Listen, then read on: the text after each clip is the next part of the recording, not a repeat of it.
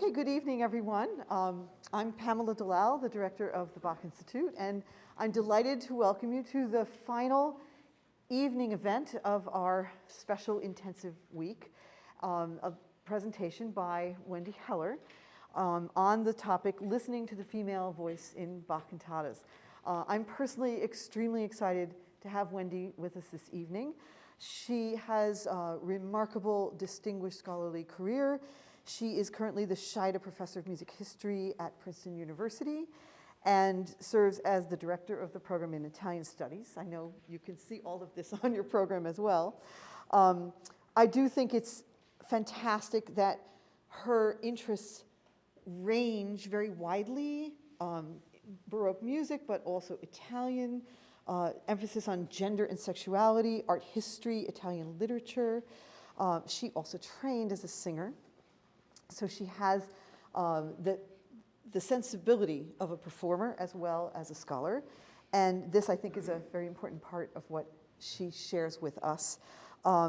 She also is an old friend of Emmanuel Music and spent many times coming to hear cantatas back in the day and is, in fact, a native Bostonian.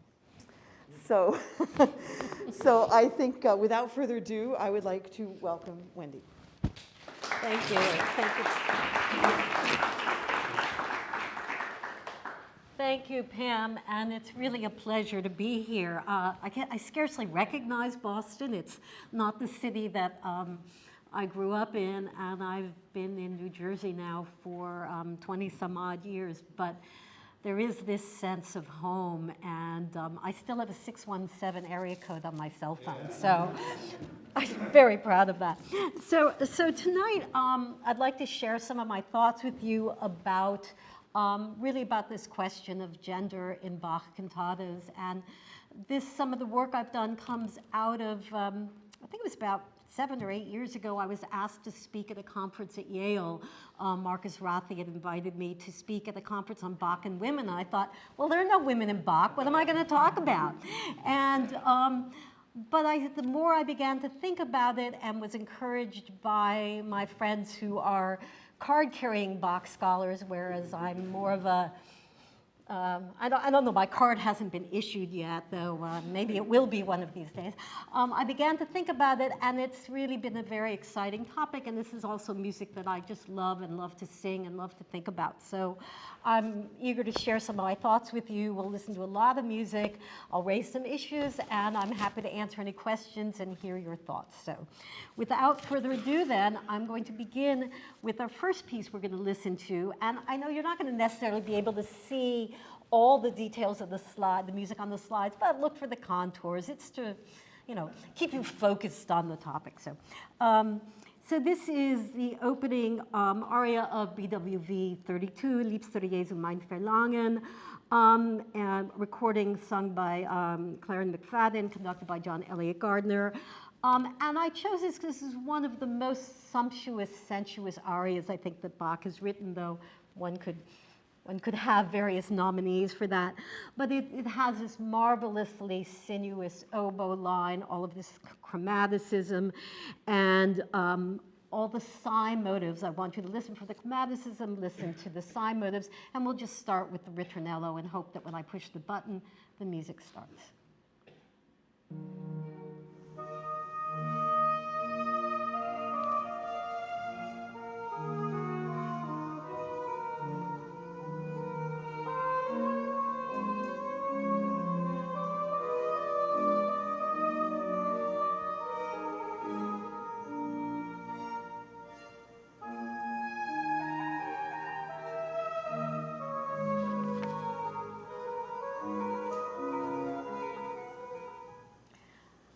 Those wonderful psi motifs. Think about that yearning. Yeah, and that climax when it gets to the high A and comes down is just so extraordinary. And then when the soprano enters, and there's something I think so remarkable about the syllable Liebste, when she comes in on that E vowel, or he comes in, and we can talk about that, comes in on that vowel, there's a shimmery quality to that.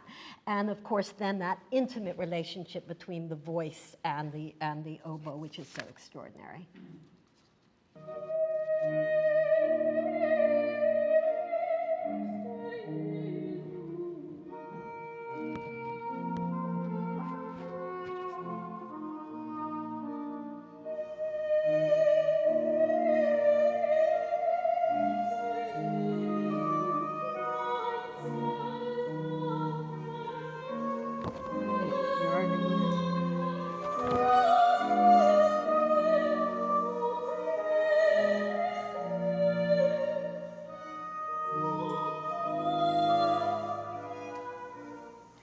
And in the second half of the aria, we've had this longing and this desire for Jesus, and now we have this moment of joy.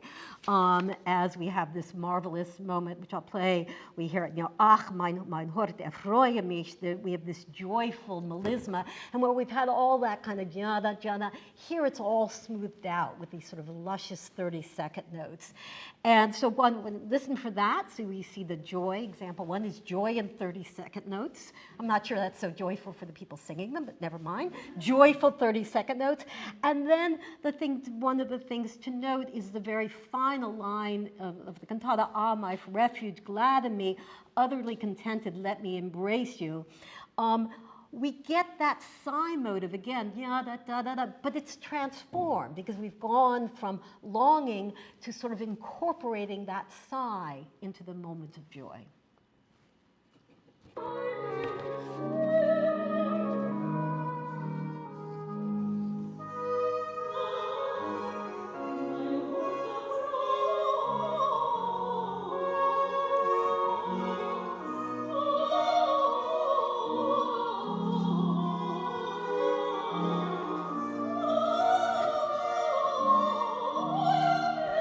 Chunk you're not seeing here. I'm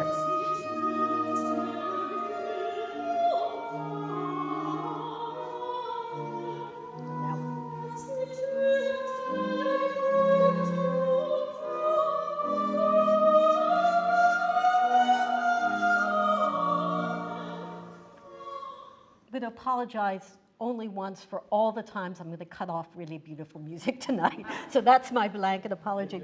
But in that moment, what is so extraordinary is how that despair and longing at the beginning is turned into this sense of utter confidence and joy and optimism. And it really implies that there's a kind of sensual pleasure of searching for Jesus, and the enjoyment and the embrace are all in one. And it's this marvelous encapsulation of all of those things.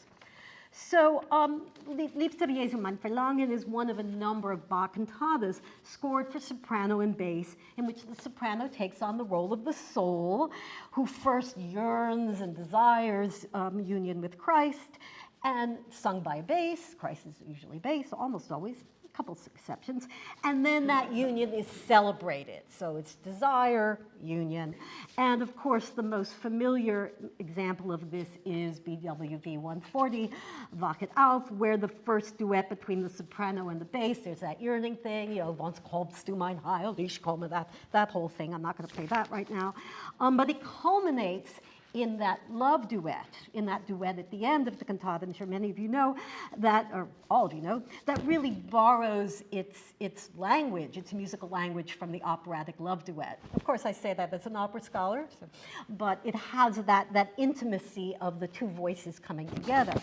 Now, when we hear this, we think about this cantata too, the gendered implications seem fairly straightforward. We have, especially in that cantata, the notion of the bride and the bridegroom. So this is the kind of piece where it doesn't feel like such a stretch to think about what that female voice might be. But here the performance might influence us. So just as a bit of a game, here's a performance, a modern performance with a man and a woman singing, which sets us up in a certain way. So we'll hear a little bit of this.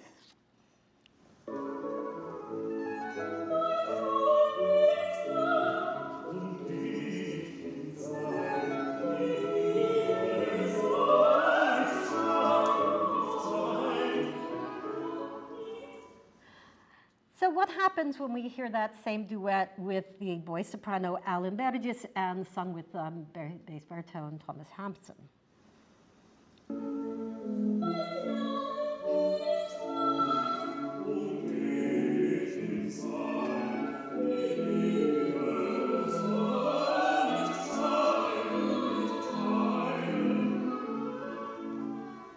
And now for something else very different. This is so much fun. The classic recording with Dietrich Fischer-Dieskau and Maria Stadler from the 70s, conducted by Richter.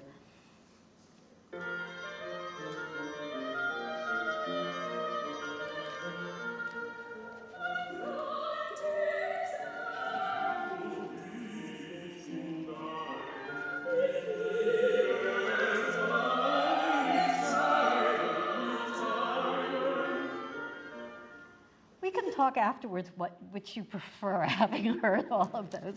But it crystallizes in some ways this sense that the gender that is implicit in the cantata, and perhaps in this context, and in this particular expression of the theology of this moment, our sense of it is changed as well by who we hear singing it, and what the quality of the voice is, and all of that is part of the same issue, if you will.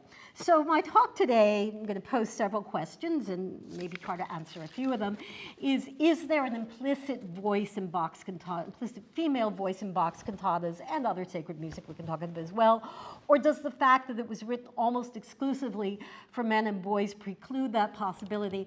I did have a conversation with a very renowned Bach scholar, and when I asked that question, and he said, yes, it's impossible. And I said, okay, thank you very much.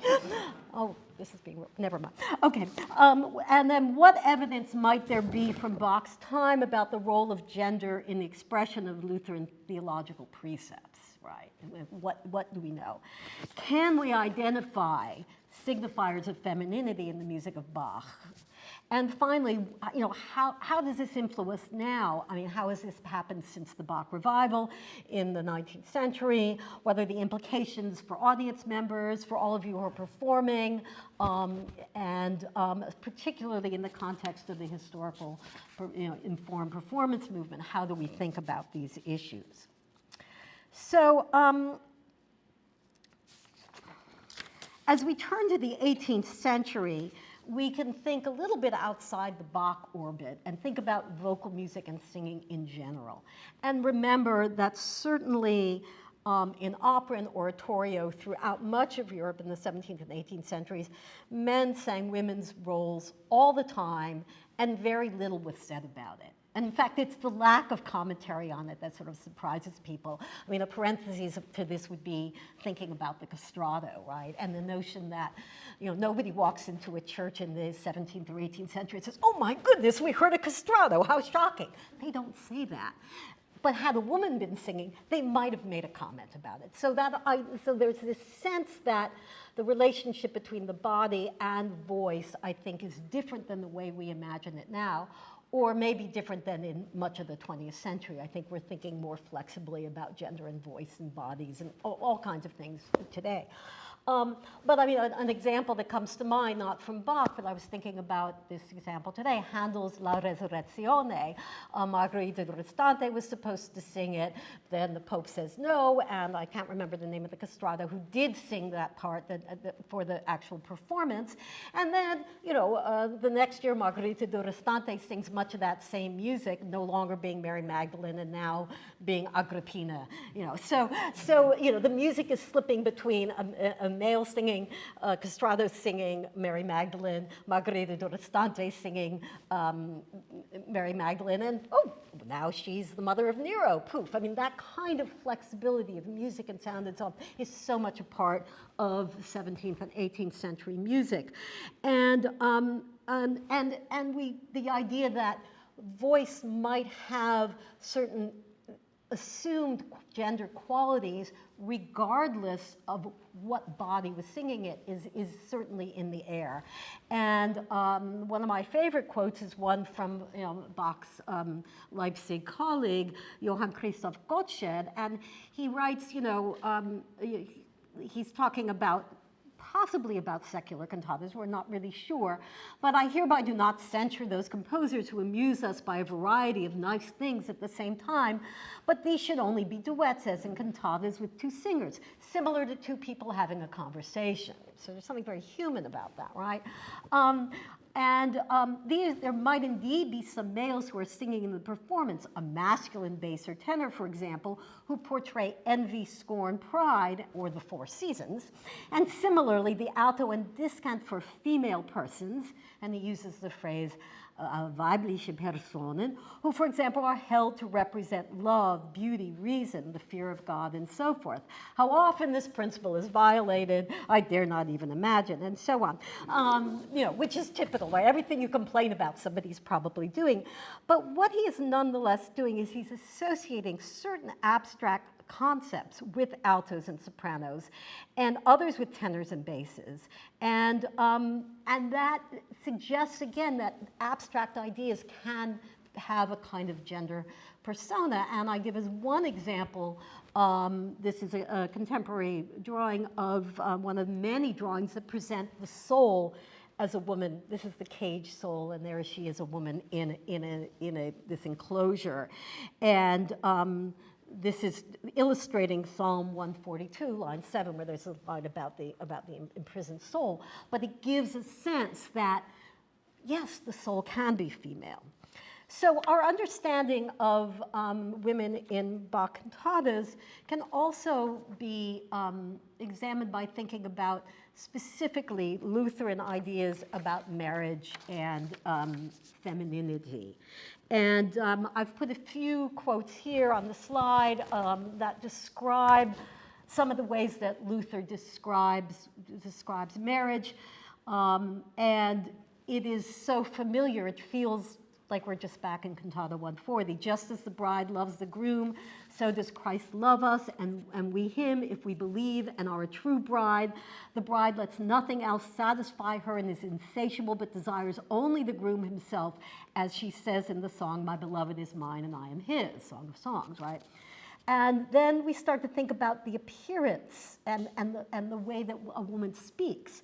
The wife veils herself and so on, and it talks about how she dresses. Why does she do this? Why did she dress so well? So that she speaks fine, lovely, friendly words to her husband and not coarse, filthy, scolding words. Well, I'm not going to comment on that, but I think what's so interesting here, again, this idea of that there's a sound of the voice. And finally, the voice of the spouse was praised in Scripture.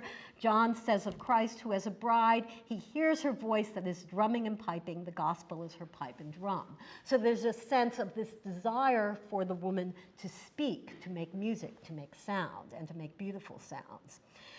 And I think we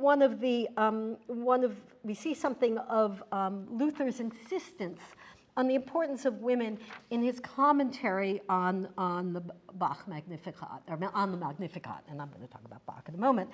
This was published in 1529, very widely disseminated, and it presents a very specific picture of the Virgin Mary that's really quite different than what we find in the Catholic Church. What's notable for us is the way that he calls attention to her singing. Now, in all scriptures, I do not know anything that serves a purpose so well as this sacred hymn to the most blessed Mother of God. You know, and we think, oh, Marian feasts, you know, that's not Lutheran, but in fact, of course, they did play an important role, and Magnificat was a hugely important part of the liturgy. But in it, she sings sweetly about the fear of God. She sings him her sacred, chaste, and salutary song. So there's a sense that those moments, and of course that moment in Luke is the moment where Mary and Elizabeth are facing each other, and they're both pregnant, and that's this moment where Mary speaks the gospel, the words from St. Luke. But it's such an extraordinary moment for Luther because he's talking about her singing and her song and how that's going to sound. I've written about this at greater length, and you can all read about this in your copious spare time if you'd like. But what I'd like to just focus on a little bit are those few excerpts from the cantata, from the Magnificat, that I think are really most illustrative of this. And I've put on top of the slide what Luther writes about this. So this is the Et exultavit verse.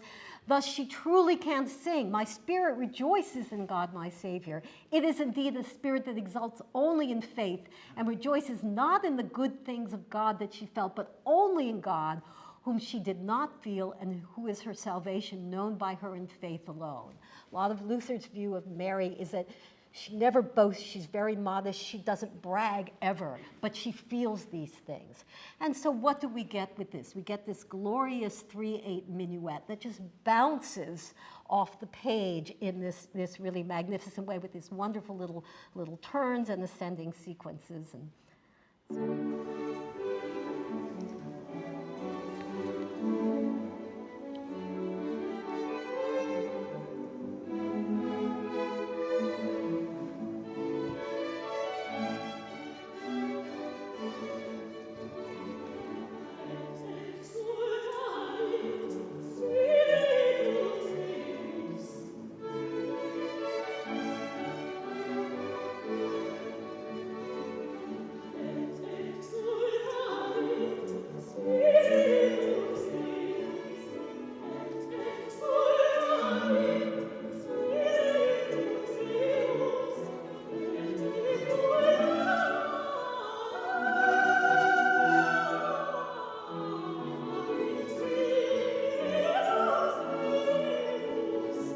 It's as if Bach is giving her the opportunity to explore every facet of the phrase et exultavit, every way of acting it, every way of ornamenting and building finally to that bit just before I stopped at that wonderful ascent to the F sharp and this wonderful scale. It's such a pleasurable moment. This is one of many, many moments where the soprano voice is joined with a dance movement to celebrate a kind of joyous confidence in faith. That it is just, it's all good, right? This optimism and confidence. Now you get sort of almost the opposite of this is in the very next movement where we get the humble, introspective Mary.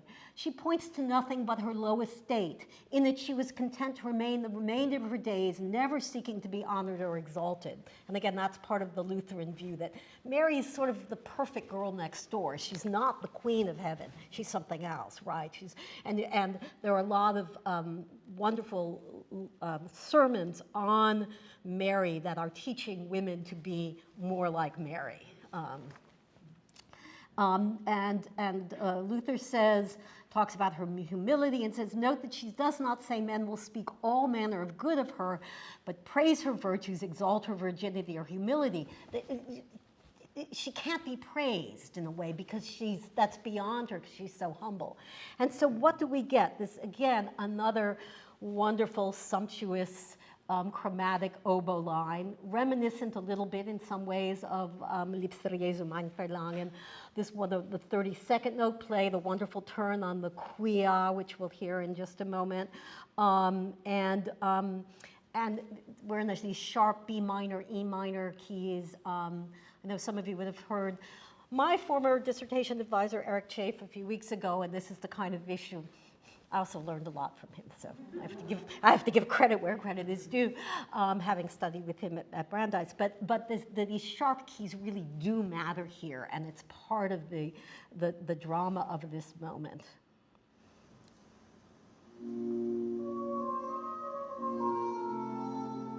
All these descending lines.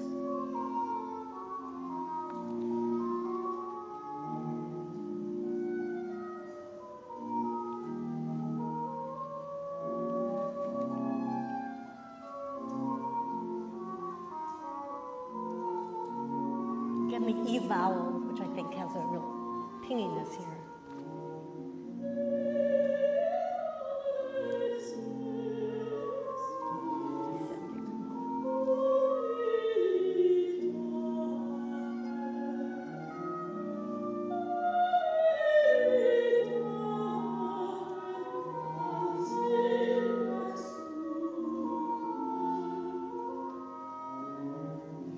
Hear that descending scale on humilitatem very differently when you think about it, I think, in this context. Perhaps one of the most joyous expressions of the voice of Mary in Bach is in Cantata 10. This extraordinary aria. It's really interesting to think about it because this uses both of the verses we've just heard, but it's in this completely joyous outburst. And one of the reasons I have the video here of Ton Koopman conducting it, and one of the reasons I wanted to play this video is the physicality of the way he conducts it captures the physical buoyancy of this. And I think one of the things that we need to think about when we think about how these pieces are heard by us now, and how they were heard in Bach's time, is the kind of reaction they get from us. The way you don't listen to the Et exultavit like this. Your body responds. And it's one reason I wanted to include some videos in this talk, because there's an embodied physicality to this that is part of how I think the theological precepts land. So let's listen to a little about this aria. I think my friend Marcus Rothi, who I met at Yale, described this as a celebration of bliss. I love that line. And we've got this, we're in B flat major, we've got this pair of oboes and strings, and it's just full of all this wonderful triadic scalar motion, and the voices play off of these others, and it's just a wonderfully joyous explosion of exactly the kind of thing that Luther sees in Mary's joy.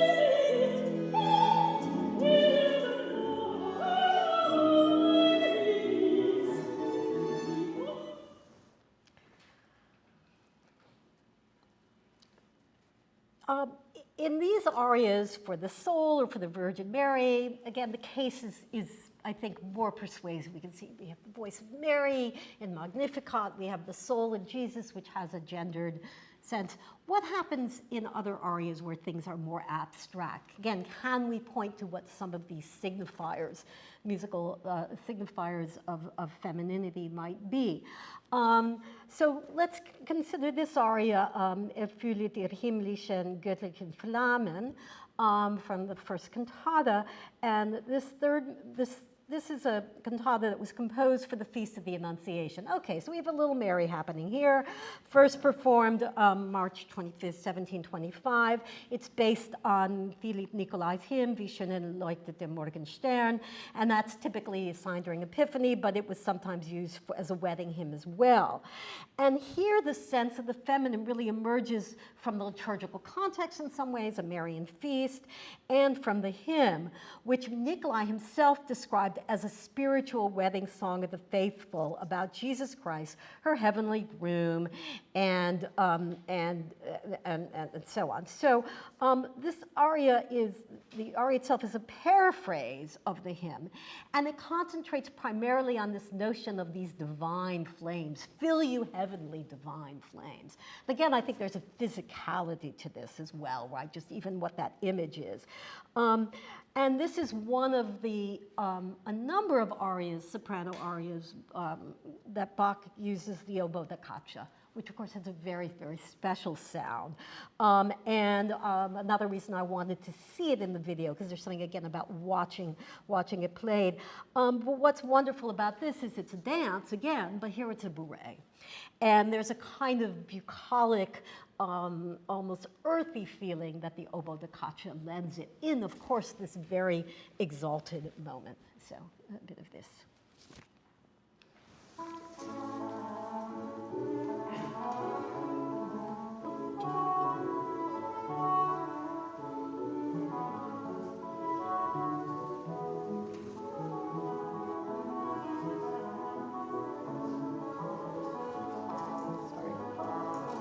Not paying attention.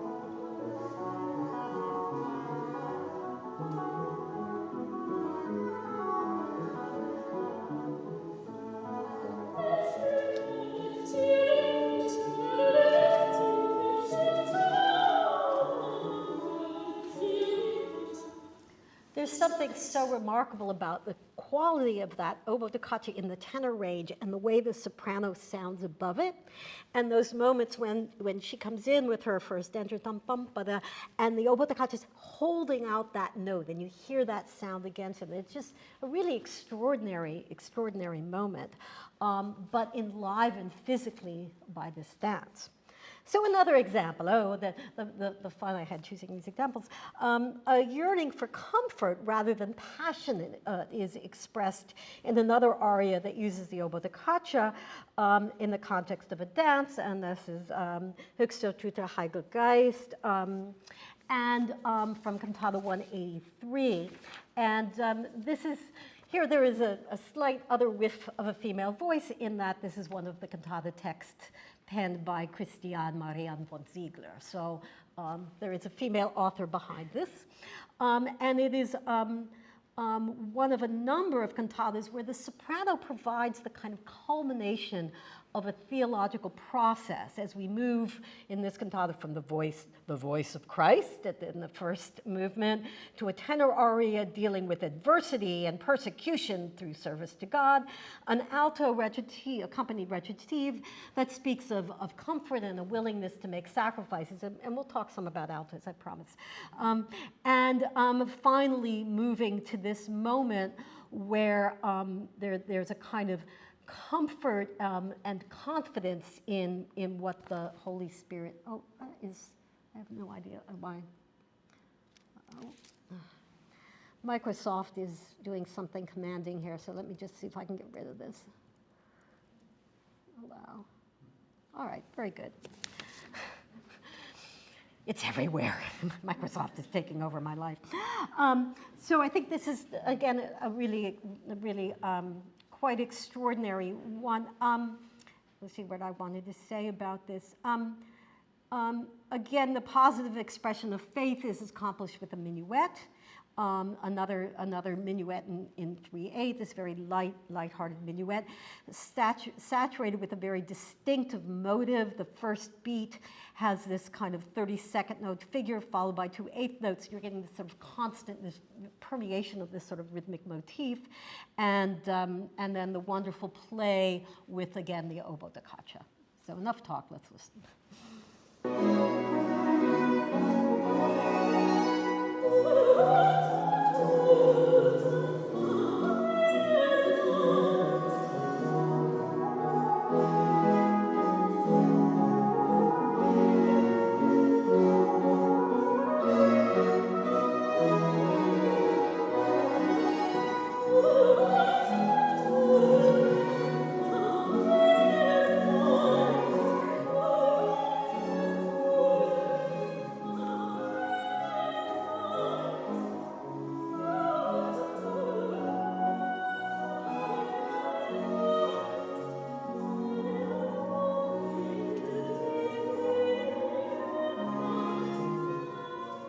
There's something so remarkable after all that, when it smooths out, right? There's just this extraordinary moment of this earnestness, right? There's something like, I'm going to celebrate this, but I'm really earnest about this, and I think is really extraordinary.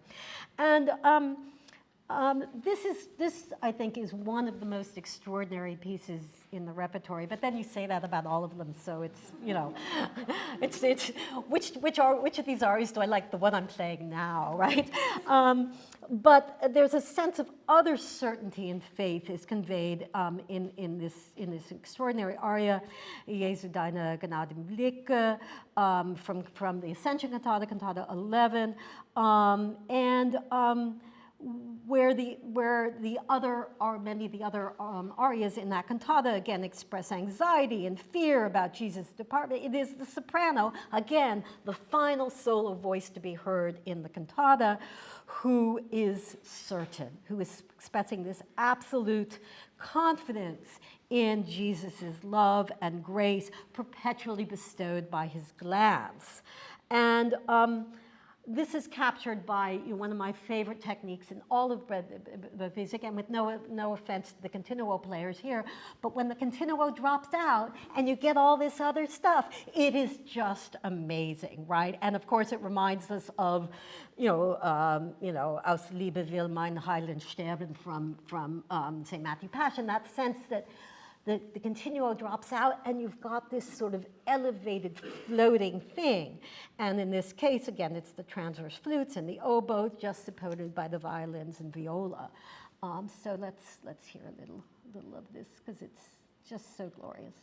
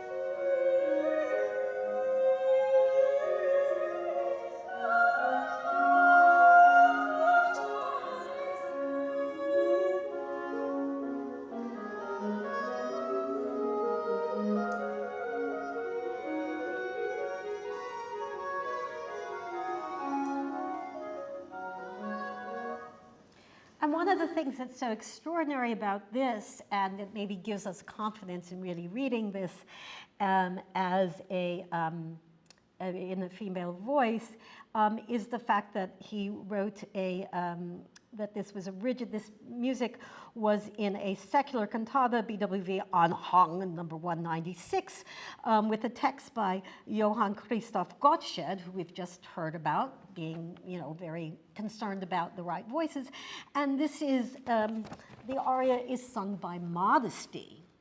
And she is thinking about innocence, the jewel of clean souls, adorn me with your finery, no vice, no blemish, it shall shroud my lily white cloak. So it's specifically modesty sort of in this sort of pure feminine, back to the Virgin Mary kind of sense. And so this is the first version of this in this, in this marvelous, uplifted, sort of weightless piece, if you will. Now, I've spent a lot of time talking about soprano arias, and that's probably because I am a soprano, which I've studied more extensively. But I would like to say a few words about the alto arias, which I do believe are equally distinctive and no less feminine.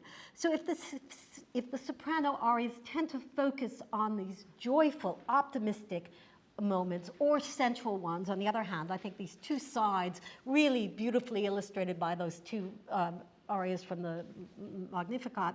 The alto arias are notable for their maternal qualities, the notion of providing comfort, steadiness, perseverance, often invoking lullabies or pastoral sensibilities with, you know, compound meters and pedals in the basses and so on. And so just a couple of examples. I think this is a really, really wonderful example from Cantata 34. And here we have a sort of calm message of happiness and comfort, a kind of pastoral feel here with a pair of transverse flutes. You know, you get a couple pair of flutes and an oboe da caccia, stuff like that. You know, you're in this sort of pastoral realm, and this sort of repeated notes that really give you that kind of pedal, you know, pastoral feel. So here a little bit of this one.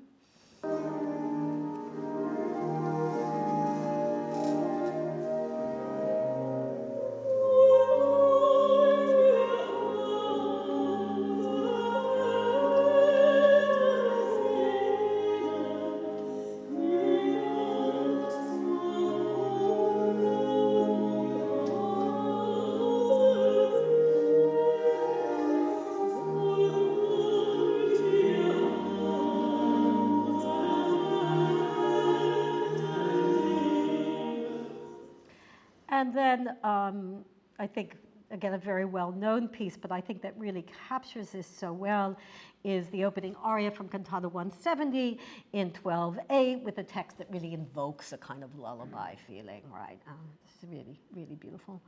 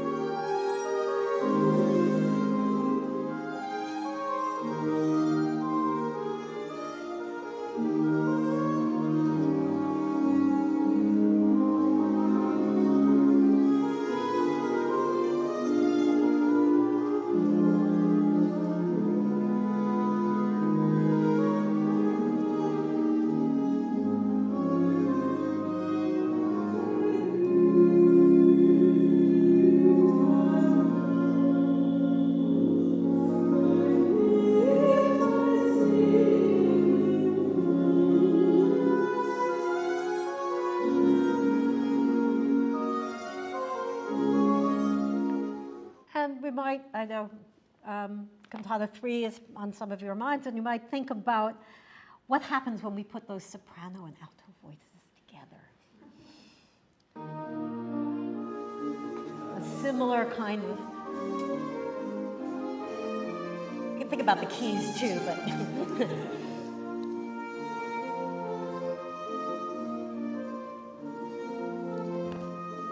consolation, when cares press me, I sing with joy. We have the soprano and alto joined together here.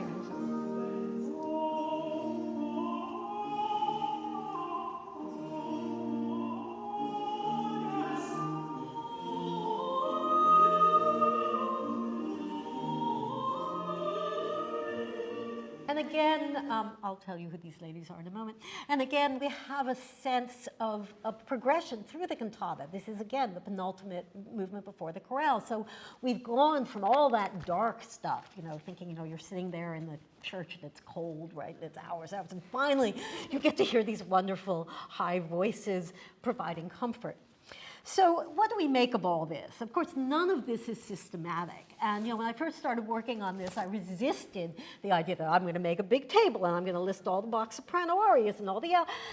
we don't want Bach to be systematic. We know that men are going to sing dances, and we know, but so it's not about trying to show a kind of blueprint. I'm not interested in that, and I don't think we want that from our great artists. What I am interested in is there is a certain way in which that high voice, that soprano voice, be it female or not, and this is something we don't really know, embodies a certain kind of function theologically that presents a certain kind of affect, a certain kind of feeling that I think we respond to physically as listeners, and perhaps they did in Bach's time as well.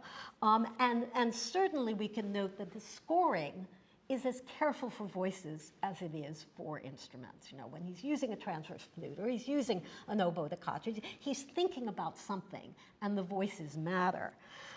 Now, the specific theological connotations faded as Bach's music moved from the theological and liturgical context to the concert hall, Emmanuel Church being one of the rare exceptions to this. And it's really interesting to think about how women have figured into the singing of Bach since the so-called Bach revival in the 19th century. Certainly Bach became the property of, choral singers and all kinds of choral societies and so on, but on the concert stage, it was the great singers of the day who were singing the music of Bach. And we can't hear them, but we can get some sense of it by thinking about the other repertory that they sang. And I think that gives us a sense of what kind of voice and what kind of body was being identified with singers. So just to give you a few of my favorite examples, we have here this wonderful soprano, you can see her name, Pauline Ann Milder Hauptmann, and she sang in that St. Matthew, that first St. Matthew Passion performance under the direction of with Mendelssohn. And she was a prima donna from the Royal Opera. She also sang the title role in the first performance of Beethoven's Leonora, sang in Gluck's Iphigenia and Tauride, and in the first performance of Cherubini's Medea. So you have to think about what that, right. Joseph Haydn apparently labeled her voice as that it sounded, likened her voice to a house. And Georg August Griesinger said that she had a sound like pure metal. I really love that story. And then we have here Helen Lemens Sherrington, and she sang in the London premiere of the Mass in B minor, and her roles included Marguerite and Faust. She was an Adalgisa in Norma, and let's see, what else did she do? Well, those are, I think, give us a sense of it. So. Our idea of what a Bach singer is has obviously, this is a long way from the choir boys in Leipzig.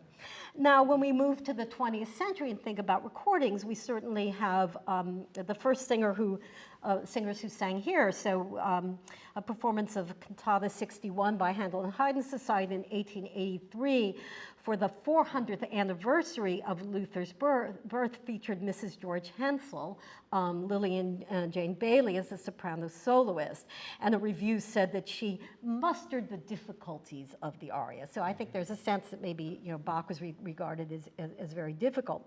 And throughout the 20th century, a whole range of sopranos sang a cantata I have not looked at tonight, Cantata 199, and that's a particularly intriguing one, those of you who know that cantata, because it dips down so low that everybody has sung it. So here's a list of all the people who have sung this cantata, from Marilyn Horne, Shirley Love, Lorraine Hunt Lieberson, and Jan DiGattani, some more mezzos, Maria Stader, Elizabeth Schwarzkart, Barbara Bonney, Ellie Ameling, and Don Upshaw. And then finally, of course, we have early music specialists such as Emma Kirkby and Monica Malk. So the range of people and the range of voices, you know, make you think, who is this soprano and what is this voice like? Now, another soprano that I think would be fun for us to hear as we begin to wrap up is the Hungarian soprano Magda László, whose roles included Elizabeth and Tannhäuser, Marie and Wozzeck, and she did a Popea at Kleinborn. I mean, who knew, right? And I thought you might want to hear a little of her Liebste Jesu mein Verlangen.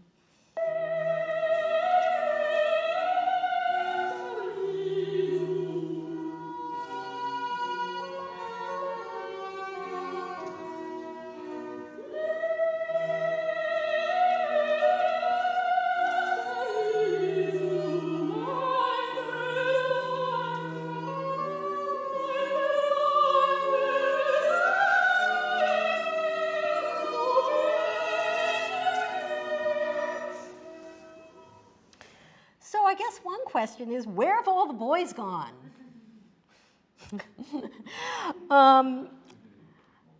Consider how this question has been handled in the most recent, most authoritative set of recordings released a few years ago by the Bach Archive folks, the Bach 333 project. And just for fun, here's their promotional video.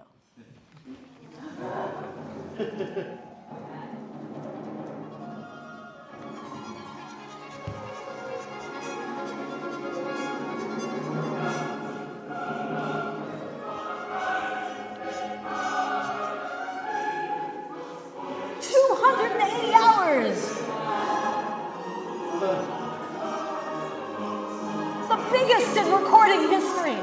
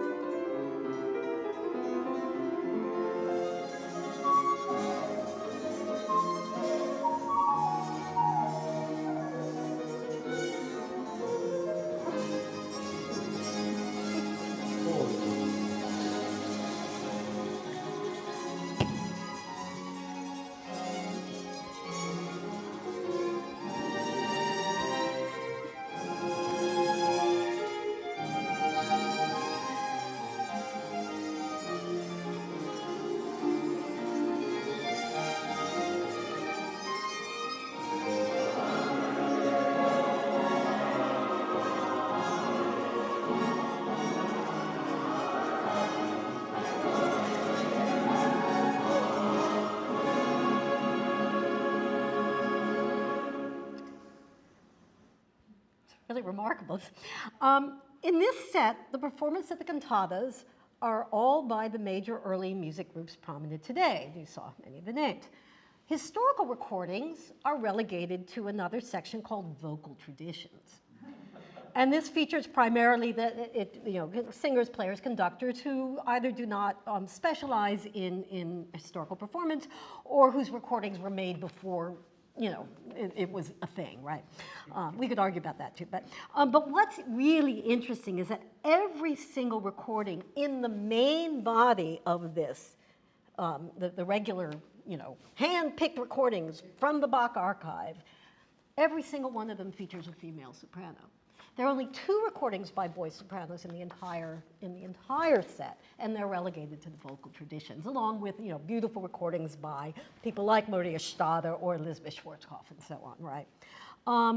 And I think this is really interesting. I mean, because for me, what this says in some ways, and we can think about think about what this means, is we've asked this question and we've answered it.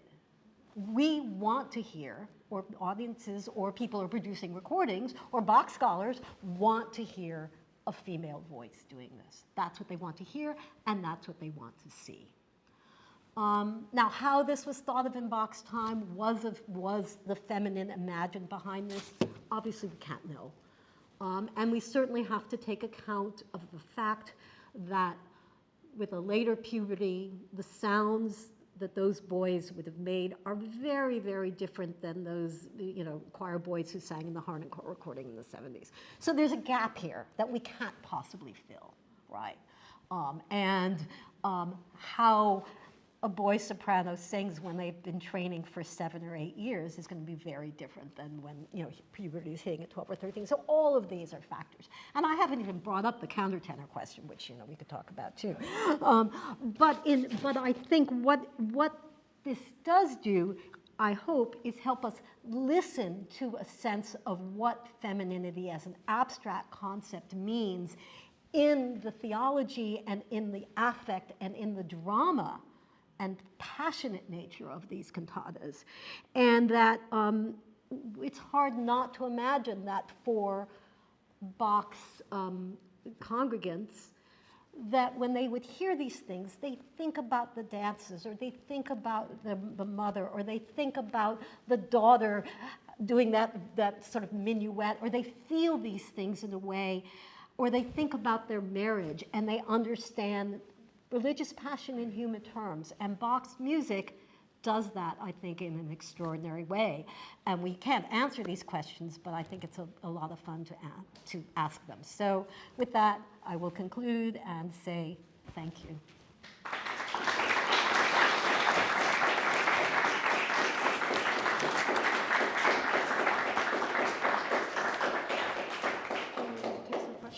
Sure. Are there any questions or comments or further avenues to discussion? Julie?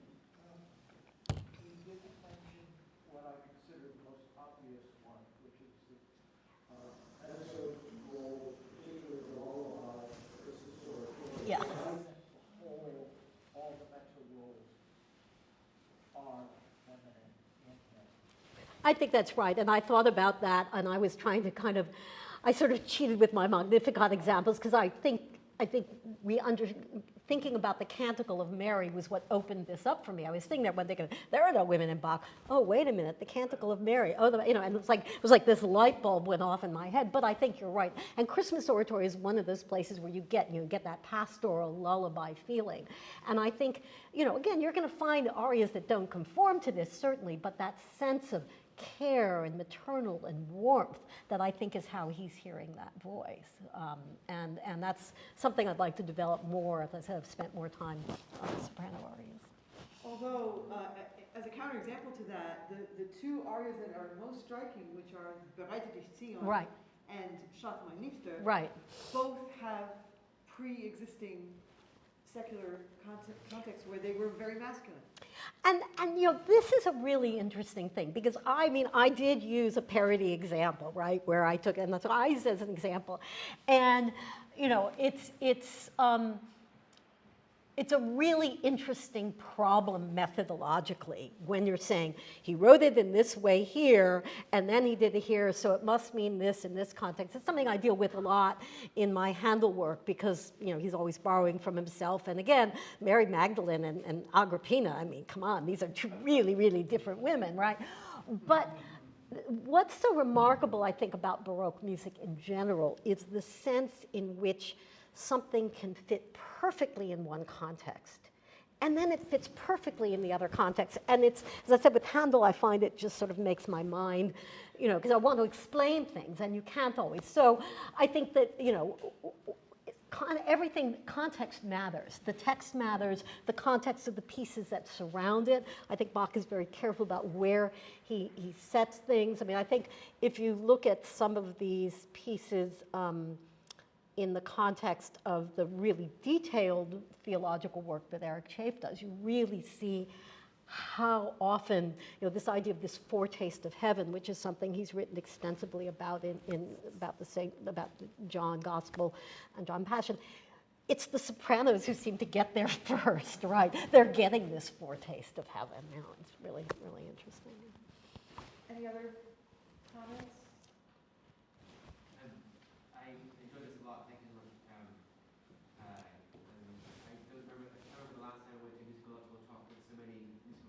Excellent.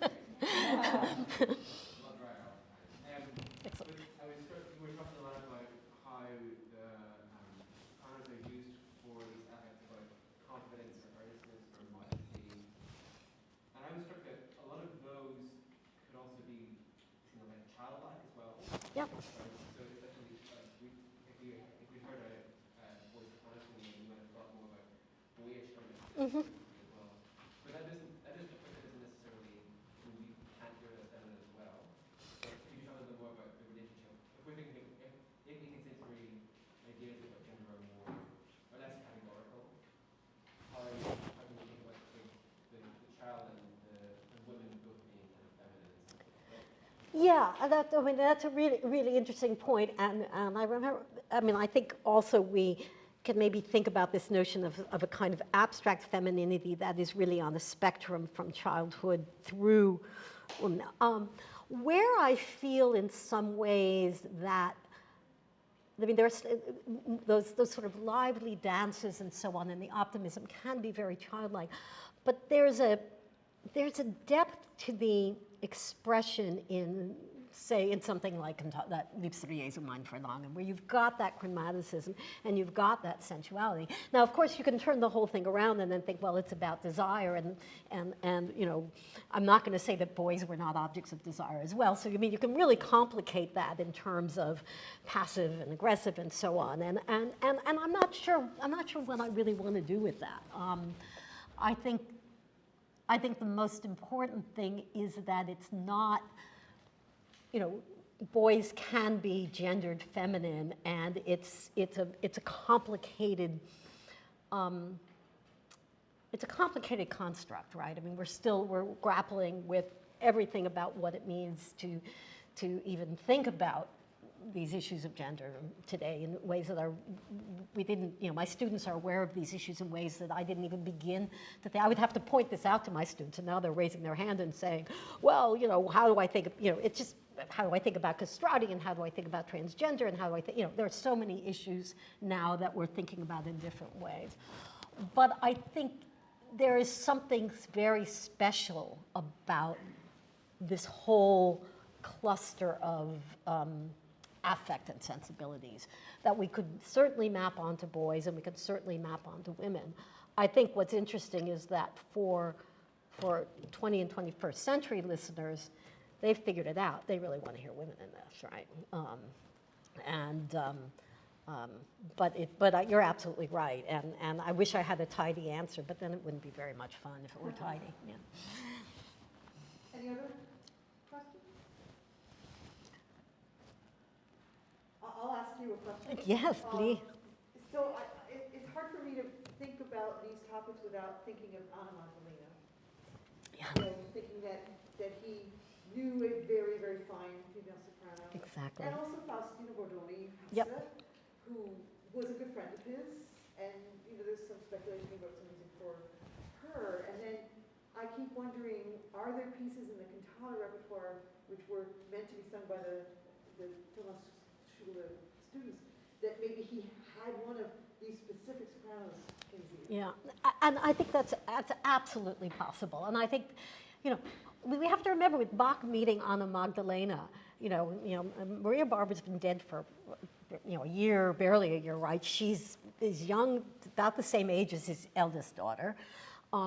He probably loved her voice. He wrote the notebook for her. Pieces like Bist du bei mir, you think about how gorgeous they are, the way they show off the instrument. You know, does he have an idealized sort of voice? And it might be, yeah, I got these kids, but really what I'm writing for is this, this, and this. You know, there's a part of me that loves to think that, you're right, because, because I even think there are places where I would think about how, you know, what the vocal production is like. I mean, that's a level I couldn't get into in a talk like this, but again, if you're a woman soprano singing something like Liebste Mein Verlangen, you're sitting right in this very bright place in the voice. It's a very special sound, and it sounds different in a boy because and it's the same with castrati versus female sopranos, which is something I've been looking at in 17th century repertory, where the break comes in a different place, and the resonance is going to be different. It's just going to have a very different sound. And we tend to forget, we think, oh, well, the violin's doing this technique or the oboe's doing this, but by choosing that melisma on that vowel, it's creating, it has a very specific sound, and every singer in the room knows that because, oh, damn, what's he putting that vowel up there for, right? So I think that we have to think about that, and that's why it's so interesting and fun to listen to the same pieces sung so differently and to imagine, you know, well, is it this soprano or is it this soprano? And what did Magdalena sound like? You know, what kind of a singer was she? Or did he write something and did she sing it while she's copying it? I mean, you could sort of imagine that. I mean, he's got this, right, marvelous, you know, workshop of family copyists, right? And, you know, is she, you know, she's like, oh, I love the way this goes, you know? And we just don't know. And it's thinking about Bach as being more human, and thinking about him as having a wife and having daughters and having friends and having family, and less as this exclusively all-male zone that I think opens up the humanity in the music, which we know is so deeply human. And how can it be deeply human if it's only, you know, reflecting the voice either literally or metaphorically of, you know, half of the human race?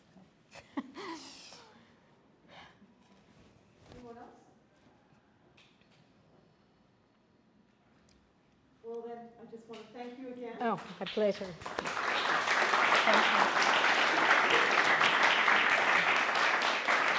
Thank you. And I'd like to invite you all to our final event. Actually, we have a cantata open rehearsal tomorrow morning at 11:30. Cantata number 3, conducted by John Harbison, with our fellows in the principal roles. So we're very excited about that. The performance of that will be Sunday morning in the Emmanuel Church service. But the big event, of course, is Sunday evening, 7 p.m. in the sanctuary, our showcase concert, where our fellows will show you all the wonderful hard work that they've been doing all week. So I really hope that you all come to that. Thank you.